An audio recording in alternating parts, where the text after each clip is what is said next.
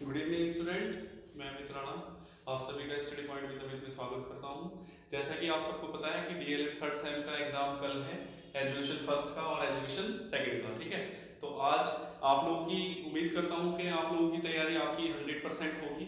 लेकिन क्या है कि तैयारी करते करते समय कभी कभी मॉडल से कुछ चीज़ें हमें समझ में नहीं आती, तो इसलिए मैं आपकी लास्ट टाइम पे एक हेल्प करने के लिए आया हूं, क्योंकि समय कम है, डिटेल में पढ़ा नहीं सकते। तो आज हम मॉडल से रिवीजन करेंगे। ठीक है, जो क्वेश्चन आपने पढ़े हैं, कुछ क्वेश्चन उनमें से आपको समझ में नहीं आ रहे होंगे, तो उनको डाउट आपको क्लियर कर देंगे आज। ठीक है, लास्ट बार मेरे साथ। ठीक है, एक बार रिवीजन कर लीजिए। देखिए, राजन के मॉडल आप सबके पास है। इसमें लघुत्तरीय जो प्रश्न है इनको सॉल्व आउट करते हैं हम पहले। ठीक है, हम क्या करेंगे, जो टॉपिक होगा उसको मैं समझाने का प्रयास करूंगा, आप ध्यान से समझते रहिए। ठीक है, देखिए सबसे पहला क्वेश्चन है क्रियात्मक शोध। क्रियात्मक शोध। देखिए शोध क्या होता है? शोध होता है कोई ऐसी फ्यूचर की या प्रेजेंट की ऐसी समस्या या फ्यूचर में ऐसे आने वाली समस्या जिसका समाधान हम शोध के द्वारा करते हैं। मतलब एक शोध को क्या कहते हैं इंग्लिश में? रिसर्च। रिसर्च, ठीक है, रिसर्च करना ही शोध कहलाता है। तो क्रियात्मक शोध उसमें से एक। देखिए शोध कितने प्रकार के होते हैं? बहुत प्रकार के होते हैं, कई प्रकार की रिसर्च होती है, लेकिन हमारे पास आपके सिलेबस में एक ही टाइप का रिसर्च है। ठीक है, क्रियात्मक शोध। क्रियात्मक शोध क्या होता है? करके सीखना। ठीक है, करके सीखना, क्रियात्मक, एक्टिव। ठीक है, तो करके सीखना, इसमें क्या होता है? इसमें एक टैगलाइन आपके कोर्स में दी हुई है, इसे हमेशा याद रखिएगा। क्या? समस्या हमारी समाधान हमारा। ठीक है, समस्या हमारी समाधान हमारा, ये आपके क्वेश्चन बैंक में कई जगह दे रखा है। ठीक है, अब देखिए क्या है क्रियात्मक शोध की। अब पूछा है क्या? क्रियात्मक शोध में परिकल्पना। आप एक चीज समझिए पहले, क्रियात्मक शोध के स्टेप। ठीक है, स्टेप क्या क्या होते हैं? नंबर 1, सबसे पहले होती है समस्या। ठीक है, ये स्टेप भी याद रखना, स्टेप भी पूछे जाते हैं आपसे। क्या होता है? समस्या। जब तक हमारे पास कोई समस्या नहीं होगी तो उसके समाधान के लिए हम कोई काम क्यों करेंगे? ठीक है, कोई उद्देश्य हमारे होंगे, उद्देश्य को प्राप्त करने के लिए हम समस्या करते हैं। तो समस्या आती है और समस्या के समाधान के लिए हम नए नए तरीकों का खोज करते हैं। ठीक है, तो सबसे पहले समस्या, फिर दूसरा होता है परिकल्पना। ठीक है, परिकल्पना। परिकल्पना क्या होती है? ये होती है समस्या। समस्या में एक समस्या का हम पहचान करते हैं कि समस्या है क्या। ठीक है, जब समस्या निर्धारित होगी तो उसके फ्यूचर में जो उसका निवारण होगा उसके लिए हम लोग क्या करेंगे? उसकी प्लानिंग करेंगे। ठीक है, उसके समाधान के लिए हम प्लानिंग करते हैं। तो परिकल्पना क्या है? किसी भी समस्या का संभावित समाधान। ठीक है, किसी भी समस्या का संभावित समाधान परिकल्पना कहलाती है। परि प्लस कल्पना। ठीक है, तो परि मतलब पहले और कल्पना मतलब फ्यूचर की आने वाली समस्या के समाधान की कल्पना। ठीक है, तो परिकल्पना पूछा है, क्रियात्मक परिकल्पना से आप क्या समझते हैं? तो दिया गया है क्रियात्मक परिकल्पना क्रियात्मक शोध का एक चरण है। ठीक है, दूसरे नंबर का चरण होता है जब किसी समस्या का समाधान करना होता है तो परिकल्पना का निर्माण करना जरूरी होता है। मतलब जब हमारे पास कोई समस्या होती है तो परिकल्पना मतलब हम उसका संभावित समाधान कर लेंगे, पहले ही करना जरूरी होता है। देखिए समस्या क्या है, अब जैसे कल हमारा एग्जाम है। ठीक है, किसी बच्चे को समस्या है कि हमारा जो सेंटर है वो दिल्ली गया है। अब दिल्ली जाने से पहले हमें क्या करना है? ये समस्या होगी कि दिल्ली हम जाएंगे कैसे पेपर देने। ठीक है, अब जब पेपर देने हम जाएंगे तो समस्या क्या होगी? समस्या ये होगी कि हम दिल्ली पेपर देने जाए कैसे। अब क्या करेगा? वो खुद बैठ के खुद सोचेगा। ठीक है, इमेजिन करेगा। ये जो परिकल्पना होती है इमेजिनेशन ही होती है। ठीक है, हम क्या करते हैं? फ्यूचर की इमेजिनेशन पहले कर लेते हैं। तो हमने क्या करना, जब हमारे पास समस्या ये है कि हमें दिल्ली कैसे जाना है, तो बच्चा क्या करेगा? उसमें ये सोचेगा कि पहले मुझे ये स्टेप पे जाना है, बस स्टैंड जाएंगे, बस स्टैंड से बस लेंगे, मेरठ जाएंगे, मेरठ से फिर गाजियाबाद जाएंगे, गाजियाबाद से हम दिल्ली जाएंगे। ठीक है, इस तरह से वो परिकल्पना दिमाग में उसकी पिक्चर चलती रहती है। ठीक है, तो ये क्या होती है? परिकल्पना। ठीक, चलिए नेक्स्ट है हमारा निर्देशित परिकल्पना। क्या होती है? जब शोधकर्ता किसी परिकल्पना से दिशा ज्ञात होती है तो उसे निर्देशित परिकल्पना कहते हैं। यह दो प्रकार की होती है, सकारात्मक और नकारात्मक। क्या होता है? जब शोधकर्ता, शोधकर्ता कौन? स्टूडेंट, कोई भी हो सकता है शोधकर्ता। जो शोध करता है उसी को शोधकर्ता कहते हैं। जो रिसर्च करता है, जिसको समस्या होती है, जो समाधान ढूंढता है, वो रिसर्चर होता है। तो ये दो प्रकार की होती है, एक धनात्मक एक नकारात्मक, ठीक है, मतलब एक सकारात्मक एक नकारात्मक। जब हम परिकल्पना करेंगे, अगर हमारी परिकल्पना सत्य हो गई तो वो सकारात्मक, और असत्य हो गई तो नकारात्मक, ठीक है। जैसे क्या होता है, गवर्नमेंट ने मिड डे मील की जो है, मिड डे मील के लिए आपकी एक स्कीम चलाई थी, तो उनकी परिकल्पना क्या थी, सकारात्मक, कि मिड डे मील चलाने से हमारे जो छात्रों का एडमिशन होंगे वो ज्यादा होंगे, विद्यालय में छात्रों की संख्या ज्यादा हो जाएगी। और नकारात्मक सोच क्या होगी, नकारात्मक परिकल्पना क्या होगी कि मिड डे मील से हमारे जो छात्रों के एडमिशन है वो कम हो जाएंगे, तो नकारात्मक तो पूरी होगी नहीं, सकारात्मक के लिए चलाया था, ठीक है, इस तरह से होता है। चलिए आगे देखते हैं।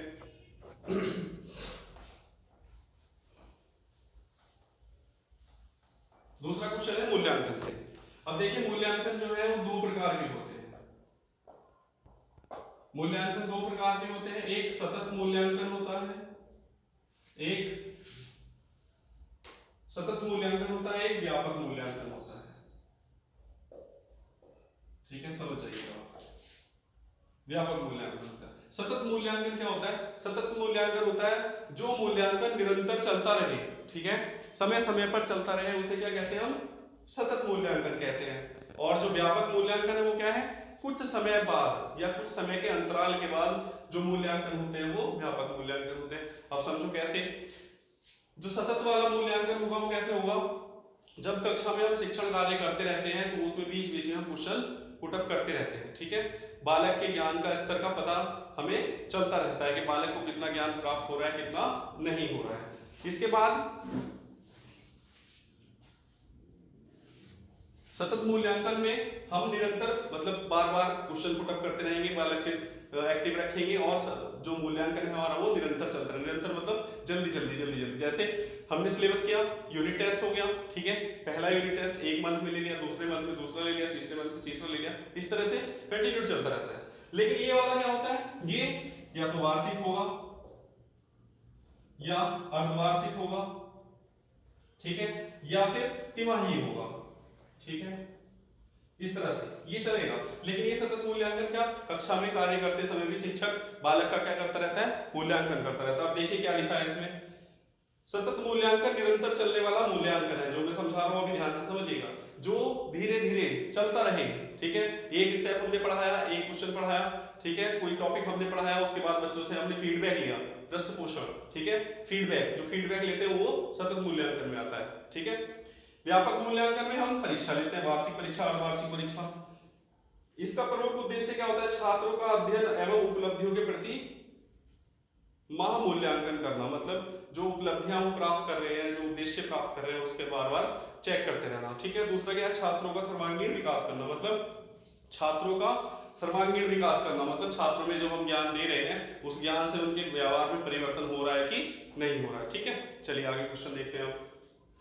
तो मूल्यांकन दो प्रकार के, सतत मूल्यांकन और व्यापक मूल्यांकन। सतत मूल्यांकन निरंतर चलता रहता है और व्यापक मूल्यांकन कुछ समय के अंतराल में चलता है, ठीक है, जैसे वार्षिक परीक्षा, अर्धवार्षिक परीक्षा और तिमाही परीक्षा, ठीक है।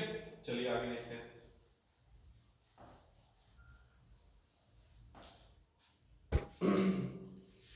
ये हो गया सतत मूल्यांकन और व्यापक मूल्यांकन में अंतर, समझ लो आप, सतत और व्यापक, ठीक है। पहला मूल्यांकन में क्या है, सतत मूल्यांकन जो निरंतर चलता रहता है, तो निरंतर चलता रहता है, निरंतर चलता है, ठीक है। ये क्या है, व्यापक मूल्यांकन को निरंतर मूल्यांकन योजना नहीं कहा जाता, तो मतलब ये निरंतर नहीं चलता है, ठीक है। दूसरा स्टेप क्या है, सतत मूल्यांकन वह मूल्यांकन है जिसके द्वारा छात्रों के शैक्षिक कौशलों की जांच प्रति माह या जल्दी जल्दी होती है, ठीक है। तो कम समय में, कम समय के अंतराल, कम समय के साथ होने वाला मूल्यांकन, ठीक है। दूसरा क्या है, व्यापक मूल्यांकन वह मूल्यांकन है जिसके द्वारा छात्रों का संज्ञानात्मक पक्ष और भावात्मक पक्ष और क्रियात्मक पक्ष सब लोग साथ साथ चलते हैं, ठीक है। तो संज्ञानात्मक, हाँ, तो तो देखिए संज्ञानात्मक, भावात्मक और क्रियात्मक पक्ष साथ चलते हैं, क्रियात्मक पक्ष साथ चलते हैं।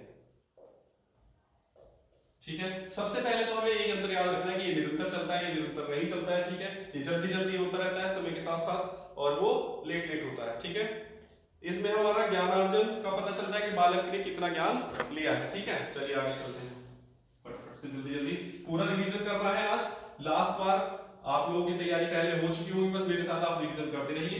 अगर आपने मुझे समय दिया 1 घंटे का तो उम्मीद करता हूं कि आपको पूरा कॉन्सेप्ट समझ में आ जाएगा। ठीक है, चलिए देखते हैं क्रियात्मक शोध के क्षेत्र। अब क्रियात्मक शोध जो होता है किस लिए होता है, जो हमारी पाठ्यक्रम में व्यवस्था चल रही है, शैक्षिक प्रक्रिया चल रही है, उसमें परिवर्तन करने के लिए समय के अनुसार या सामाजिकता के अनुसार जो परिवर्तन आने चाहिए पाठ्यक्रम में, उसके लिए हम शोध करते रहते हैं। ठीक है, देखिए क्या है, शिक्षण अधिगम संबंधित समस्याएं, मतलब शिक्षण अधिगम में जो समस्याएं आएंगी उनके समाधान के लिए हम क्रियात्मक शोध करेंगे। ठीक है, मूल्यांकन एवं परीक्षा संबंधी समस्याएं, इनके लिए क्या करेंगे हम,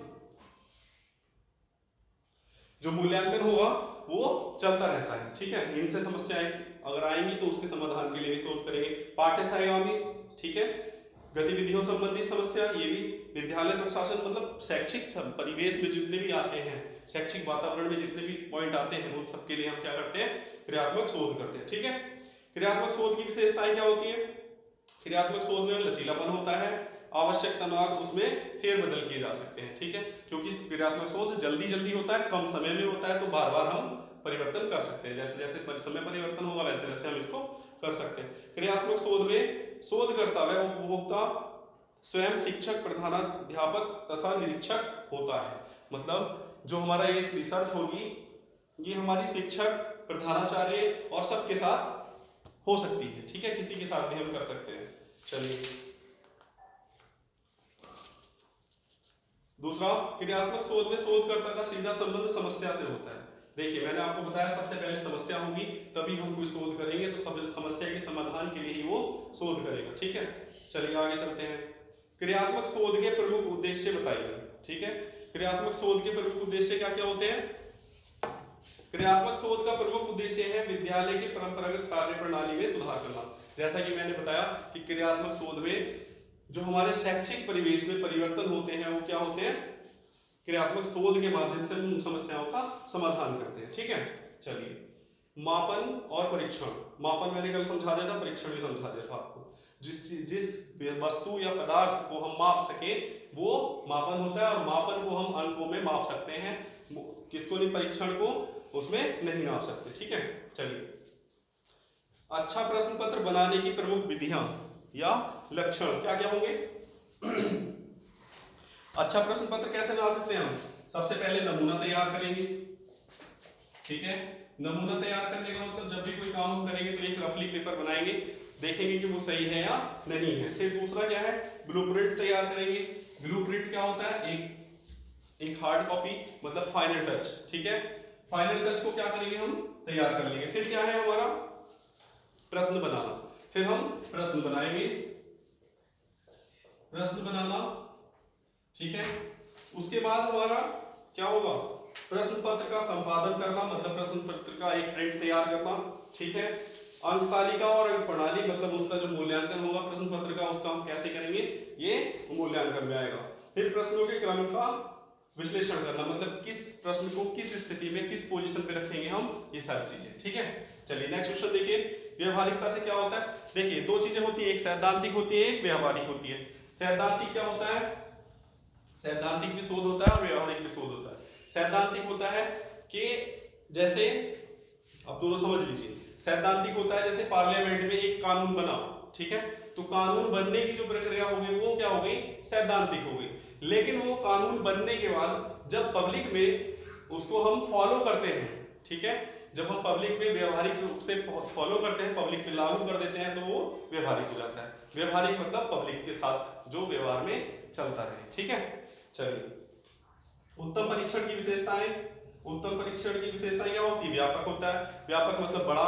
ठीक है, वस्तुनिष्ठ होता है, वस्तुनिष्ठ परीक्षण जो है सबसे बेस्ट होता है और उसमें जो क्वालिटी होती है वो अच्छी होती है। वैधता होती है, विश्वसनीयता होती है।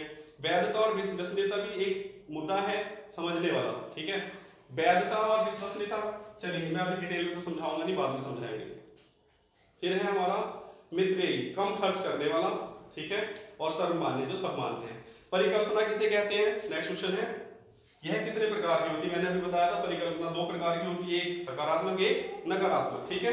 और परिकल्पना क्या है? किसी समस्या का संभावित समाधान। जैसे हमें कल कोई काम करना है और उससे पहले हम दिमाग में इमेजिनेशन कर लेते हैं कि हमें क्या करना है क्या नहीं करना है, ठीक है। चलिए आगे देखते हैं।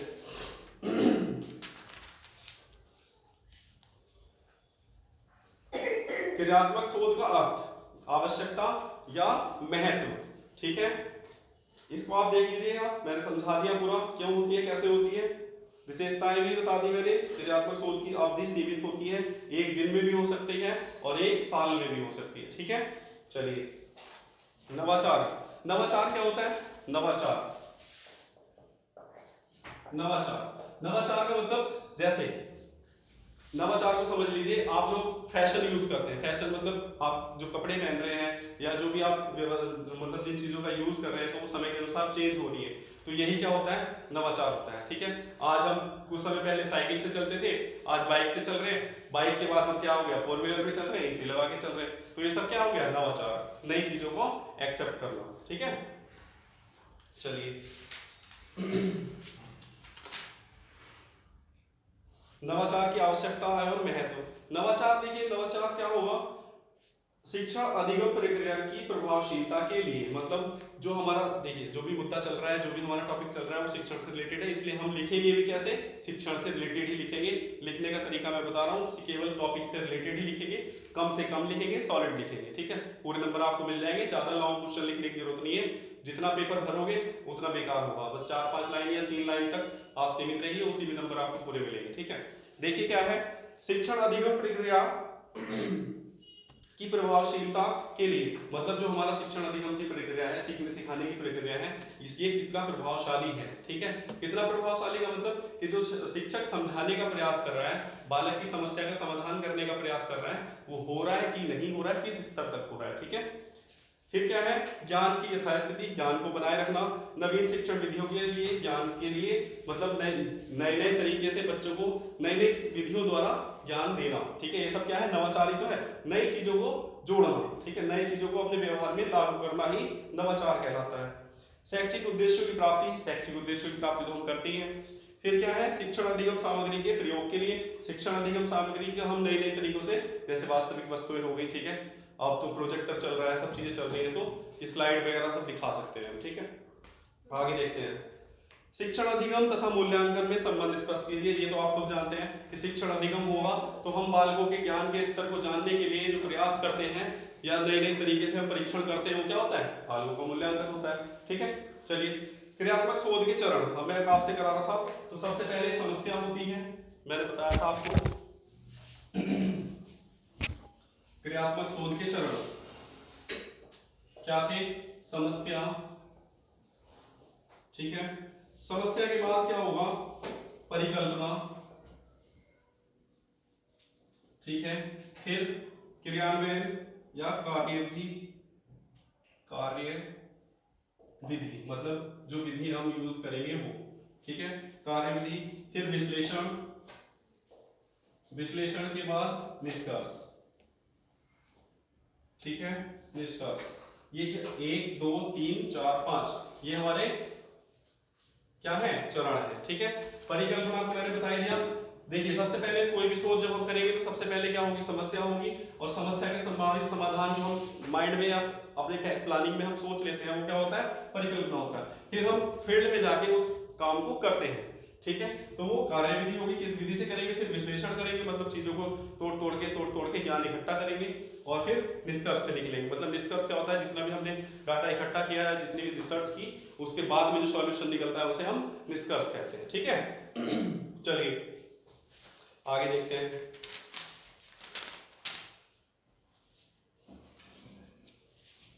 प्राथमिक विद्यालय में मूल्यांकन हेतु प्रश्नों के कौन कौन से प्रकार होते हैं? तो प्रश्न कितने प्रकार से हो सकते हैं? आपके पेपर भी आ रहा है, आपको खुद पता है। वस्तुनिष्ठ प्रश्न, ठीक है, अति लघु उत्तरीय प्रश्न और लघु उत्तरीय प्रश्न और दीर्घ उत्तरीय प्रश्न, ये आप जानते हैं अच्छे से, ठीक है। नेक्स्ट चलते हैं, क्रियात्मक शोध के अंतर्गत प्रदत्तों का विश्लेषण। प्रदत्तों का शोध से पूर्व और शोध के बाद जो हम प्लानिंग करते हैं, जो प्रदत्त इकट्ठे करते हैं, ठीक है, जो हम पॉइंट इकट्ठा करते हैं वो शोध के पहले कुछ होते हैं, शोध के बाद उनमें बदलाव हो जाते हैं, ठीक है। फिर है निदानात्मक परीक्षण। अब देखिए निदानात्मक परीक्षण और उपचारात्मक परीक्षण क्या होता है ये समझ लीजिए आप। ये दोनों शिक्षण विधियां भी हैं, मैंने समझाया है आपको, ठीक है। क्या होता है निदान और उपचार।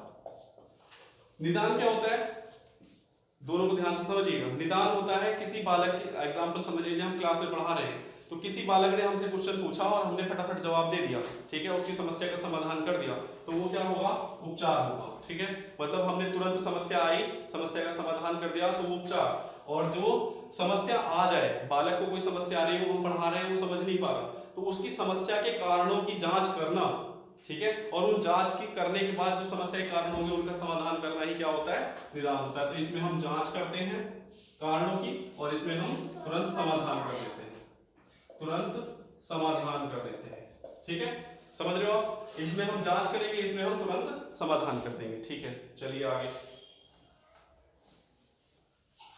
और अच्छे से समझाऊं तो देखिए क्या होता है, निदान में होता है कि कोई स्टूडेंट, मतलब सपोज कोई भी स्टूडेंट गया डॉक्टर के पास, ठीक है, डॉक्टर ने बोला, मतलब स्टूडेंट बोला कि सर हमारे पेट में दर्द है, हमें दवाई चाहिए, तो डॉक्टर ने क्या किया, एक टैबलेट उठाई पेट दर्द की और दे दी, ठीक, तो वो क्या हो गया, उपचार हो गया, तुरंत समाधान समस्या का। उसके बाद क्या होगा, दोबारा से आज नहीं तो कल फिर रिपीट हो गया, दर्द हो गया, फिर दोबारा दवाई ले आए, फिर हो गया, फिर 3-4 बार जब ये प्रक्रिया हो जाती है तो फिर क्या करता है वो, निदान करता है, ठीक है। निदान में क्या करेगा, भैया आप 2 ब्लड टेस्ट कराओ, ठीक है, टेस्ट कराओ अपनी बॉडी का कि क्या दिक्कत आ रही है, क्यों आ रही है, और जब वो टेस्ट की रिपोर्ट आ जाएगी तो उसके अनुसार जो समाधान होगा समस्या का वो क्या होगा, निदान होता है, ठीक है। चलिए आगे देखिए फिर क्या है, उपचारात्मक शिक्षण भी मैंने बता दिया आपको, ठीक है। आगे देखिए उत्तम प्रश्न पत्र बनाने की विधियां, नमूना तैयार करना ये मैंने आपको बता दिया अभी, ठीक है, ब्लूप्रिंट बनाना, प्रश्न बनाना, ये सब बता दिया है, ठीक है। चलिए आगे देखिए, फिर है हमारा व्यापक मूल्यांकन। व्यापक मूल्यांकन और सतत मूल्यांकन मैंने दोनों समझा दिए हैं। व्यापक मूल्यांकन ब्रॉड होता है, तिमाही, छमाही या वार्षिक मूल्यांकन जो होते हैं वो व्यापक होते हैं, और जो कंटिन्यूटी चलती रहते हैं, ठीक है, जल्दी जल्दी होते रहते हैं समय के अनुसार, वो सतत मूल्यांकन होते हैं। बहुविकल्पीय प्रश्न क्या होते हैं आप अच्छे से जानते हैं, एक प्रश्न मिलता है उसमें हमें 4 चॉइस मिलती है, जो बेस्ट होता है उसको हम देते हैं, ठीक है।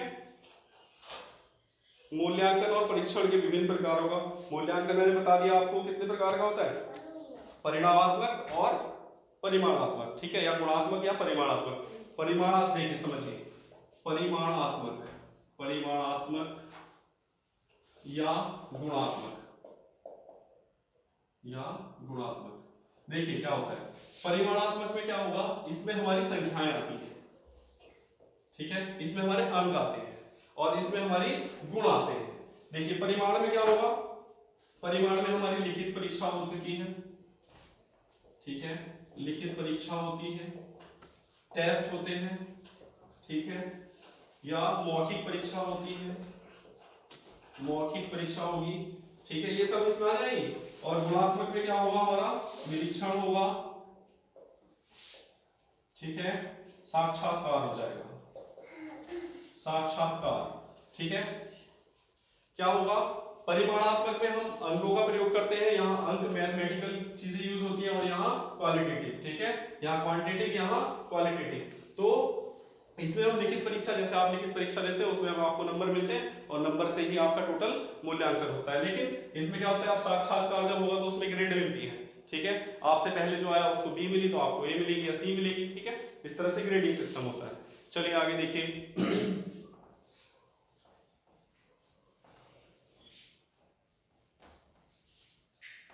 देखिए फिर क्या होगा, परीक्षण के प्रकार। परीक्षण के प्रकार मतलब जब परीक्षा होती है तो परीक्षण के प्रकार में क्या होगा, निबंधात्मक परीक्षण, निबंधात्मक परीक्षण हो गया, वस्तुनिष्ठ परीक्षण हो गया, ठीक है, ये आपको बता ही दिया है मैंने। आपको ये भी पता है कि निबंधात्मक प्रश्न होते हैं या वस्तुनिष्ठ होते हैं, अतिलघुत्तरीय होते हैं या लघुत्तरीय होते हैं, ठीक है, ये हो गया। चलिए व्यापक मूल्यांकन मैंने समझा दिया है, प्राथमिक विद्यालय में सतत मूल्यांकन, सतत मूल्यांकन मैंने बता दिया है, ठीक है, नवाचार बता दिया, मुझे लगता है कि आपको ये सब समझ में आ रहा होगा। फिर देखिए मूलभूत एवं क्रियात्मक शोध। अब देखिए आप क्या होता है मूलभूत और क्रियात्मक शोध। मतलब मूलभूत को हम क्या कहते हैं, मूलभूत या मौलिक शोध, मौलिक शोध, ठीक है। और दूसरी तरफ है हमारा क्रियात्मक शोध, ठीक है। इसमें क्या हुआ, मूलभूत शोध ये देखिए सैद्धांतिक होता है, और ये क्या हुआ हमारा क्रियात्मक शोध कक्षा प्रणाली में सुधार लाने के लिए, ये हमारा व्यवहारिक होगा, ठीक है। फिर हमारा शोधकर्ता समस्या के संबंध आवश्यक, ये मूलभूत शोध क्षेत्र का इसका जो है व्यापक होगा, विस्तृत होता है, और क्रियात्मक शोध का जो क्षेत्र होता है वो सीमित होता है, ठीक है। ये अंतर खुद पढ़ लीजिएगा आप। चलिए मापन और मूल्यांकन में मैंने अंतर बता दिया, जिसको हम माप सके वो मापन होता है, मूल्यांकन में हमारा जो एरिया होता है या क्षेत्र होता है वो व्यापक होता है, ठीक है।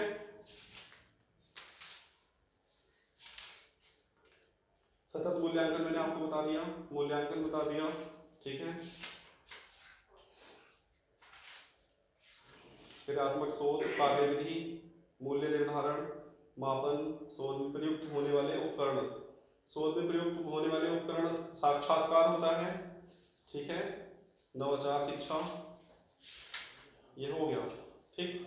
रचनात्मक, रचनात्मक मतलब जो हम एक्टिविटी करते हैं वो किसी चीज का निर्माण करना रचनात्मक कहलाता है, ठीक है। आगे देखिए क्रियात्मक शोध की उपयोगिता, सतत मूल्यांकन और पुनर्वलन। सतत मूल्यांकन मैंने आपको बताया जो निरंतर चलता रहे। पुनर्वलन क्या होता है, देखिए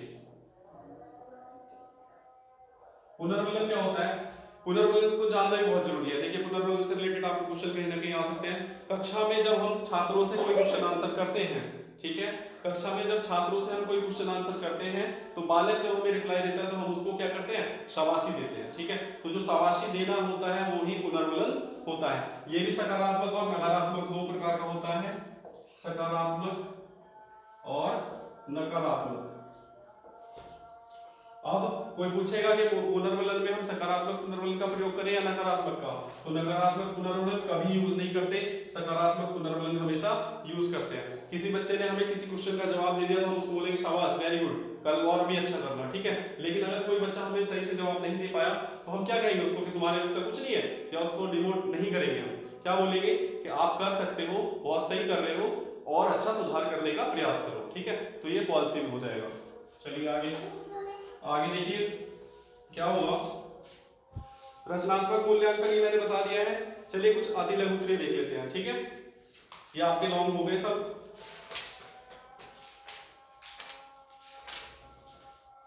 लघु उत्तरीय क्रियात्मक शोध में ये हो गया,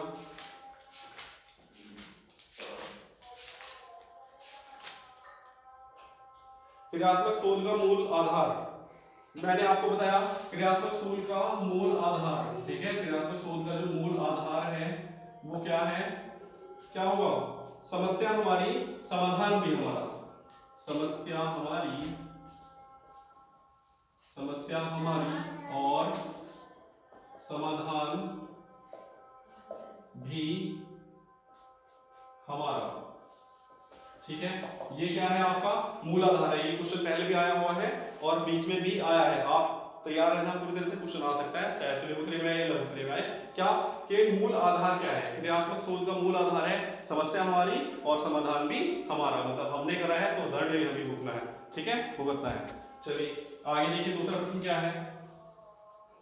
उम्मीद करता हूं कि छोटी वीडियो या थोड़ी बड़ी हो सकती है, आप 1 घंटा दीजिए, 1 घंटे में पूरा सब कुछ सिलेबस कवर अप करा दूंगा और आपके कॉन्सेप्ट भी क्लियर हो जाएंगे, ठीक है। मूल्यांकन क्या है, मैंने कल बताया था, मूल्यांकन लगातार चलने वाली प्रक्रिया है। शैक्षिक उद्देश्यों की प्राप्ति की जांच करना ही मूल्यांकन है, कि जो हमने शैक्षिक उद्देश्य है, जो पढ़ाया है, सिखाया है बच्चों को, तो वो कहां तक पहुंचा है, उनको कितना सीखा है उन्होंने, बच्चों ने, इसकी जांच करने के लिए हम क्या करते हैं, मूल्यांकन करते हैं, ठीक है। परिकल्पना मैंने बता दिया, समस्या का संभावित समाधान क्या कहलाता है, परिकल्पना कहलाता है। ये दो प्रकार की होती है, सकारात्मक और नकारात्मक, ठीक है। परिकल्पना को और किन नामों से जानते हैं, तो परिकल्पना को उप परिकल्पना कहते हैं, ठीक है। परिकल्पना को हम क्या कहते हैं, उप परिकल्पना भी कहते हैं, ठीक है, ये क्वेश्चन भी आपका दिया हुआ है। आगे है शैक्षिक मापन क्या है, मैंने बता दिया। समस्या, प्रस्तावित उत्तर, परिकल्पना। समस्या का जो प्रस्तावित उत्तर होता है, प्रस्तावित मतलब पहले से सोचा हुआ कुछ, तो वो क्या कहलाएगी, परिकल्पना कहलाएगी। क्वेश्चन को घुमा के पूछता है, बस ये ध्यान रखना, पता सब कुछ होता है आपको, लेकिन क्या है जब क्वेश्चन घूम के आता है तो आप सोचते हो मुझे तो पता ही नहीं। ठीक है, मूल्यांकन के प्रमुख प्रकार। मूल्यांकन दो प्रकार का होता है, परिमाणात्मक मतलब क्वालिटेटिव, क्वांटिटेटिव, और क्या होता है दूसरा, गुणात्मक। गुणात्मक मतलब क्वालिटेटिव। ठीक है, हो गया। फिर क्या है हमारा रचनात्मक मूल्यांकन क्या है, और रचनात्मक मूल्यांकन क्या है। ठीक है, रचनात्मक मूल्यांकन जो व्यापक मूल्यांकन दोनों एक जैसे होते हैं, ये स्टेप बाय स्टेप होते हैं, और जिसमें ज्यादा समय के बाद होते हैं वो ये होगा। ठीक है, आगे क्या है, मूलभूत शोध का दूसरा नाम। मूलभूत शोध को हम मौलिक शोध कहते हैं। ठीक है, शून्य परिकल्पना क्या होती है, परिकल्पना जब पूछेंगे हम तो सकारात्मक परिकल्पना, नकारात्मक परिकल्पना, और दूसरा होता है हमारा शून्य परिकल्पना। ये बहुत बड़ा एक टॉपिक है। ठीक है, शोध में पढ़ाया जाता है, कम से कम 10-15 क्लासें लगती है, 8 तो लगेंगी, आपको समझाना यहाँ सब मुश्किल है। ठीक है, आगे देखिए मूल्यांकन के कितने पक्ष होते हैं, संज्ञानात्मक, भावात्मक, और ये मैंने बता दिया आपको। ठीक है, शोध कितने प्रकार के होते हैं, मूलभूत शोध या सैद्धांतिक शोध या मौलिक शोध। ठीक है, व्यवहारिक शोध जो व्यवहारिक में आते हैं, और क्रियात्मक शोध। ठीक है, 3 प्रकार के। ये सब हो गया आपका लगभग सब। ठीक है, समस्या हमारी, समाधान हमारा किसका मूल आधार है, तो क्रियात्मक शोध का। ठीक है, ब्लूप्रिंट कहाँ यूज होता है, प्रश्न पत्र बनाने में। परीक्षण कितने प्रकार के होते हैं, निबंधात्मक और वस्तुनिष्ठ। ठीक है, प्रश्न कितने प्रकार के होते हैं, वस्तुनिष्ठ, अतिलघुत्तरीय, लघुत्तरीय और दीर्घोत्तरीय। ठीक है,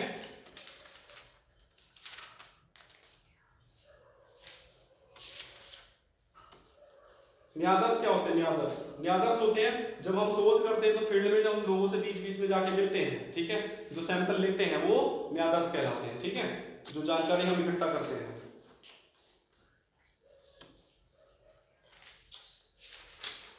परीक्षण में तथ्यात्मक शोध क्या है। ठीक है,